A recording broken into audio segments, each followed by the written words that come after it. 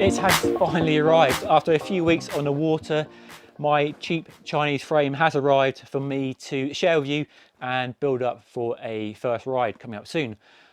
So is buying a cheap Chinese frame a good thing or a bad thing? That is what I want to try and find out using the frame in the box to help me better understand the pros and cons of buying a cheap Chinese frame. Now, some of you might have seen my video on this very process a few months ago where I went through buying a frame. Well, I didn't actually buy the frame in the end because of coronavirus and my job situation changed, so I had to put that on ice. But since then, another company got in touch and said, hey, we saw your video, we really liked it, can we send you our new frame to test and do a video on? So I said yes, let it a chance, because here is an opportunity for me to test a cheap Chinese frame and share my experience with you and hopefully go through the pitfalls or the benefits of buying a cheap Chinese frame.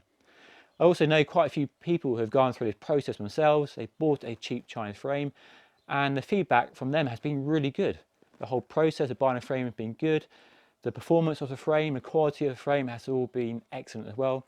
Although on the flip side, you can find some bad horror stories on the internet if you look around with people who bought a cheap Chinese frame and the experience hasn't been that rosy. So definite pros and cons, but the savings are very appealing compared to what mainstream brands are charging for frame sets in this case. So in here is a brand new carbon frame. Gonna give you a quick first look, and then in my next video we'll get it built up and we'll go for a ride and we'll talk more about the pros and cons of buying a cheap Chinese frame. But I want to find out for myself whether it's something to recommend or whether you should avoid it and stick with mainstream brands. So let's get the frame out of the box and give you a closer look, see what's in there as well, and yeah, we'll go from there. Let's do it.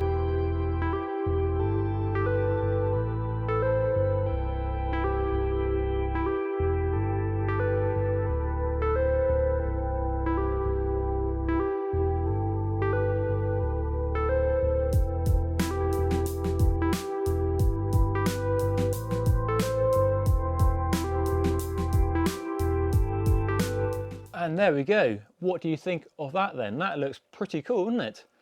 So the company is Trifox, and no, I'd never heard of them either. Maybe you have, maybe you haven't. They're a Chinese company founded in 2008. They design and engineer and manufacture their own carbon frames across road and mountain bike disciplines. This is a snappily titled MFM 100. Not the best name in the world, a bit daft if you ask me, but that's what it's called. And this is a cross-country race full suspension bike designed around 29-inch wheels with either 100 or 115 millimeters of rear wheel travel, depending on the shock length you use. It's made from T800 carbon fiber, so high grade carbon fiber. We've got press fit BB92 bottom bracket, boost rear axle spacing, internal cable routing, bash guard on the down tube, tapered head tube, space for a bottle cage, rotated dropper post, and it all looks pretty good actually. Having a look around the frame, it doesn't look too bad. It looks well made. The paint job looks pretty cool. There's 8 colours you can choose from as well, 4 sizes. This is a size large, so a 19-inch. I'll go through a Geo in a minute. So pretty cool paint job. Not to my personal taste, but they do more understated, all black designs, and they do more loud and proud designs if you want something a bit bolder. This sits somewhere in the middle really, but it all looks really quite good actually.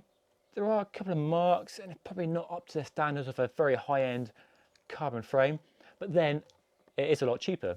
So the price for one of these at the moment is $1,299, and they're currently offering free shipping to anywhere in the world, which is pretty cool.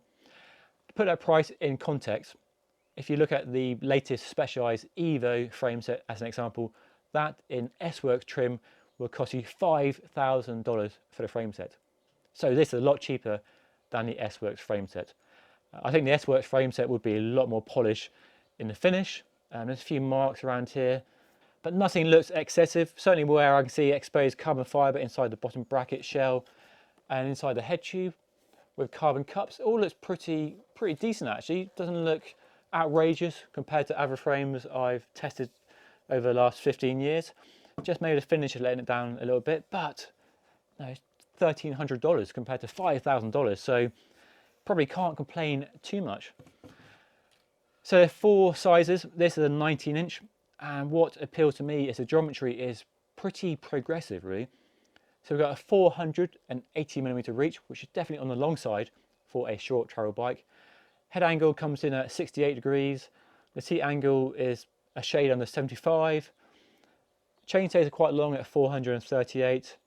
I'll put all the numbers in a link down below, so you can go and check out the geo chart if you want. But the main numbers, head angle and a reach, look pretty good actually compared to more progressive XE race bikes that I've ridden over the last couple of years.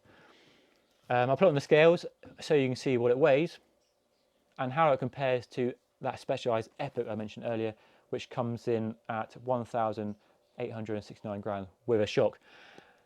The important thing to notice is there's no shock on this. It's sold without a shock, so that's a big saving.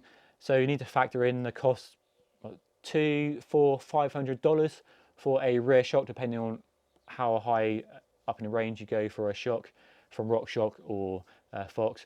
So I need to spend some money on a shock.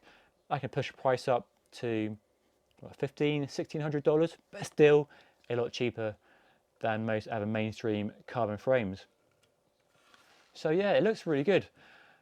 It's worth talking about warranty, because often you see Chinese frames being criticised for not having good warranties, but this comes with a 2-year warranty for the original buyer from the date of purchase. I'm not sure how solid that warranty is, but then how solid is any warranty when you buy a bike? You don't often find out, unfortunately, until you have a warranty issue. Then you find out how good a company really is, or how well they deal with a customer at the point of having to deal with an issue. So we have to give them the benefit of doubt on that regard, I think. So my plan for this frame is to obviously put some parts on it, put a shock on it, put some group set stuff on it, put some wheels on it, blah blah, and get it built up. So my next video, we'll be out on the trails and we'll go for a ride and we talk about how the thing rides and see whether it rides actually expect this sort of frame to ride, or whether it's overly stiff, or whether it's really noodly and flexy, or whether it delivers a good performance that punches well above the price point that this frame is offered at. It'll be an interesting experience, and I'm really looking forward to seeing how the frame rides, just see whether it does offer a good ride for the price. So we'll find out soon. And you can find out by subscribing to my channel by clicking that link down below. And if you enjoyed the video, hit the thumbs up button. If you've got any questions, ask away. But that's all for now. Thanks for watching. I'll see you all again soon. Keep safe, keep pedaling, and I'll see you soon.